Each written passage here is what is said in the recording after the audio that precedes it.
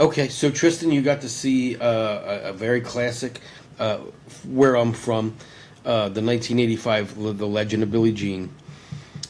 Christian Slater, Helen Slater, teenage rebellion film of the 1980s. For those who have not seen the movie, essentially, Billie Jean is kind of from a poor family. Her and her brother Christian Slater, they're from a poor family. They're living in California. They have some trouble with some rich guys, some rich kids. They beat up Christian Slater. They beat up his bike. She kind of wants revenge for that. She goes to see their dad, who owns a business. He's this rich dude and owns a business in California, and in perfect male style, he says, "Yeah, I'll take care of you, but you got to take care of me." And essentially, tries to rape her, and straight up, that's right in the movies. There's a almost rape scene. She gets saved. Christian Slater shoots him in the arm, and then they basically spend the rest of the movie evading the law and these bad guys. And she kind of becomes this martyr, this Joan of Arc character.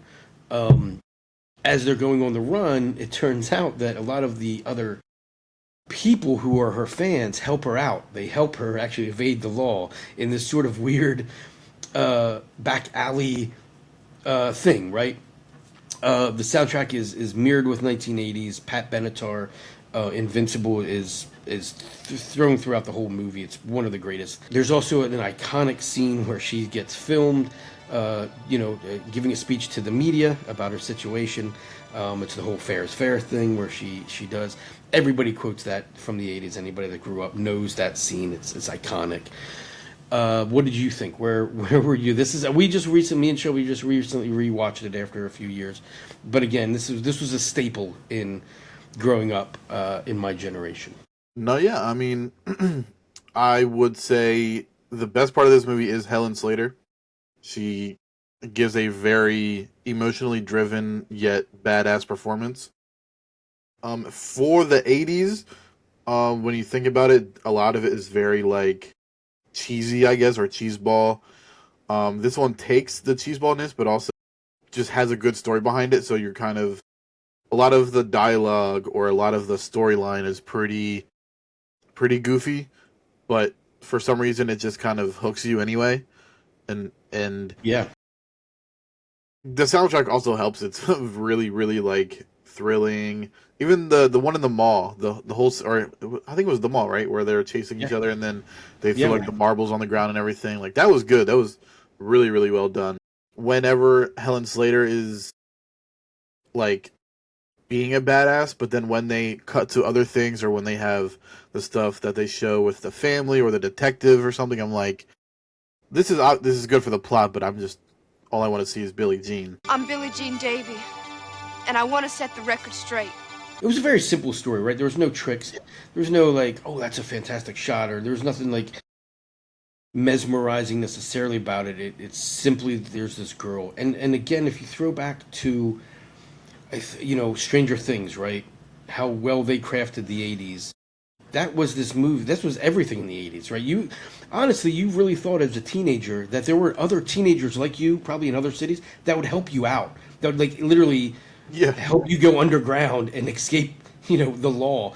Obviously, that isn't true, but you felt that way with everybody in the '80s, right?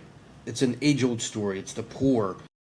It's women. At the heart of it, it's about a woman almost getting raped and being, you know, treated differently than everybody else, right? Because she's a poor woman.